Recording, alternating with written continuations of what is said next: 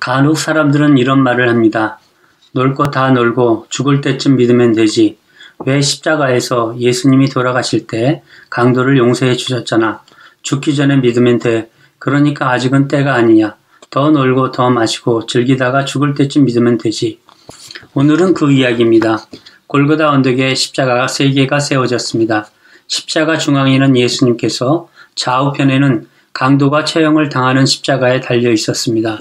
두 강도는 모두 예수님을 조롱하고 욕을 했습니다. 당시 십자가 주변을 지나가는 자들은 자기 머리를 흔들며 하나님의 아들이거든 자기를 구원하고 십자가에서 내려오라고 예수님을 모욕했습니다. 그가 남은 구원하였을 때 자기는 구원할 수 없도다. 그가 이스라엘의 왕이로다. 지금 십자가에서 내려올지어다. 그리하면 우리가 믿겠노라고 대제사장들과 서기관 장로들도 예수님을 조롱했습니다. 예수님 옆에 한 강도는 비난과 욕을 계속하였지만 다른 한 강도는 옆에 강도를 꾸짖으며 내가 동일한 정죄를 받고서도 하나님을 두려워하지 아니하느냐. 우리는 우리가 행한 일에 상당한 보응을 받는 것이니 이에 당연하거니와 이 사람이 행한 것은 옳지 않은 것이 없느니라고 말했습니다. 그러면서 그는 예수여 당신의 나라에 임하실 때 나를 기억하소서라고 말했습니다. 예수님께서는 옆에 강도에게 오늘 내가 나와 함께 낙원에 있으리라고 말씀하셨습니다. 죽음 직전에 처해진 한 강도는 자신의 잘못을 깨우치고 예수님의 자비를 구했습니다.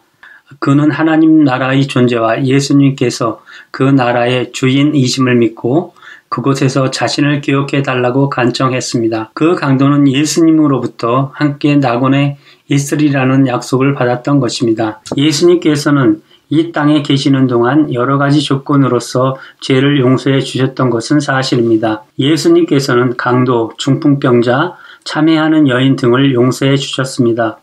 이들 사건은 예수님이 지상에 계실 때 일어났던 일이었습니다. 예수님께서 많은 사람들에게 용서를 하신 때는 구약의 시대였습니다. 한 발 더 들어가 생각해 보면 예수님의 십자가 사건은 구약의 율법과 신약과의 사이에 일어났음을 알 수 있습니다. 예수님께서 십자가에서 죽으심으로 율법은 폐해지고 신약시대, 복음의 시대가 오게 된 것입니다. 그리고 오늘날의 사람들은 그리스도의 신약 아래 살고 있습니다. 그렇게 오늘날 우리는 신약시대의 섭리 아래 있으므로 십자가 강도의 예는 오늘날에 적용될 수 없을 것입니다. 왜냐하면 구원받은 그 강도는 신약 아래 살았던 것이 아니고 예수님이 살아계실 때였기 때문입니다. 다시 말하지만 현재를 살고 있는 사람은 그리스도의 율법, 신약시대에 살고 있는 것입니다.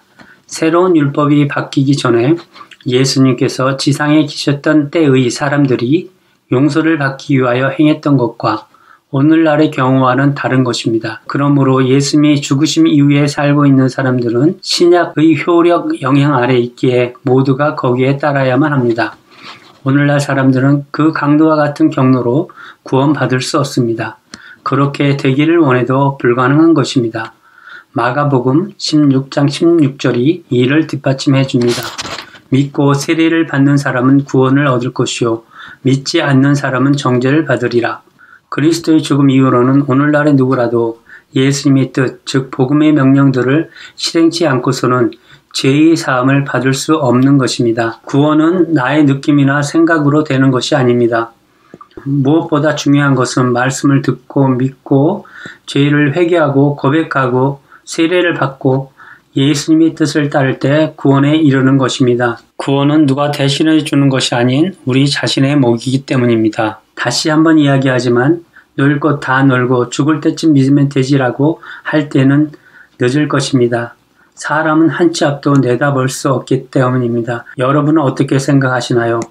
이상 콕스토리였습니다.